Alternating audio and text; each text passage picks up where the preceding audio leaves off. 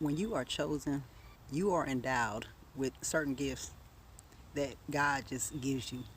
It's kind of like those inalienable rights that they talk about in the Constitution. But you are endowed with certain abilities, like the sight. Once you have seen and understood evil, you can't unsee it. You become kind of a pariah in the world because you realize it's a lot of people out here doing dirt, being down low, being sneaky and deceptive. And it really hits home because you have to be traumatized and broken in a certain way by people that you trust the most to even acquire a certain level of sight. That's the end game. Is understanding that you are chosen and understanding that that gift that was unlocked, there's a use for it. God is unveiling your plan every second. Every second. When you down and all the way, just about to give up, when your body's about to give up, when your spirit feels like it's about to break, you didn't break. You kept on going. You got up. You didn't let them kick you and push you down. You said, hell no. You said, get off me, Satan, because that's who they were. When you rebuked their ass, when you stood in your power, the power that God put in you, of your inception and his ever-arching greatness, at that very moment, you became exactly who you were meant to be in that very moment. And despite any weakling in this world with evil intention, you still rose above it. Being chosen doesn't mean you have all the money in the world. Being chosen doesn't mean that you have all the material wealth, because God doesn't want us to be of this world any freaking way. That's why we are on a whole nother dimension. It's not about material possessions. It's about respect, love, dignity, race. And if you have none of that in you, or if you're unable to access it, then you are so far away from God. And that's why they're not chosen, because they don't use what God gave them in the way God intended them to use it. Yeah, there's some real weaklings out here, but they don't know that they're weaklings. They don't know until you stop them dead in their track. You gotta stop them. That's why they come at you with a group.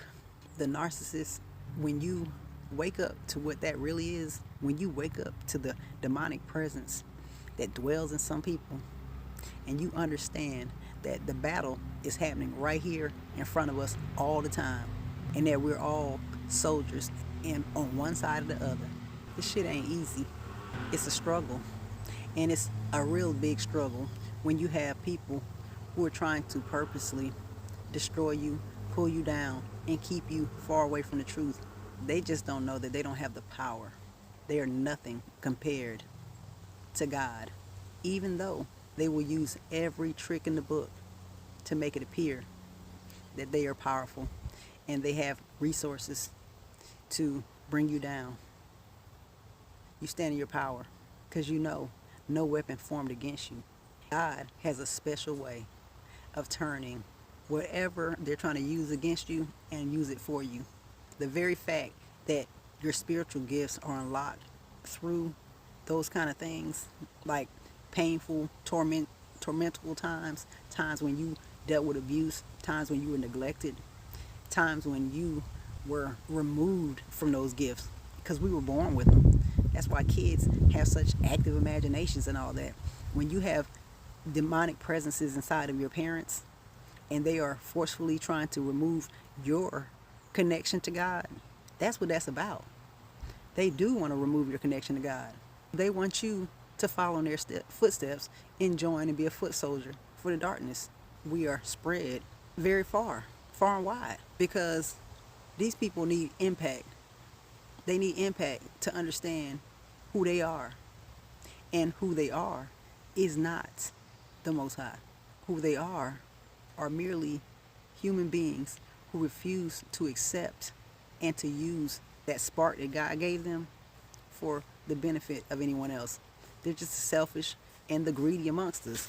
They don't want you to walk in your full power, because the minute you do, every ounce of power that they never had, and it comes right back to where it needs to be, and that's right in your possession, glorifying the creation. That's exactly what we're here for, each and every one of us. And if we're following the word. And I'm not talking about in the religious sense, because there are religious people out here who are more demonic than what people would say are hoodlums on the street. And some people can fake a moral compass, go to church, and then be devilish molesters, abusers, all behind closed doors. Chosen ones, we know and understand that. We understand that the evil is much closer than people can imagine. It's in the house with us sometimes. It's at work with us. We can see it. That's the gift.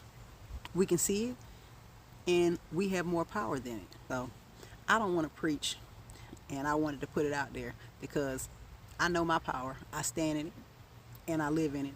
And whoever doesn't like it, too bad. If it gives you something that you can benefit from, or if it helps you know who you are and yourself, that's great.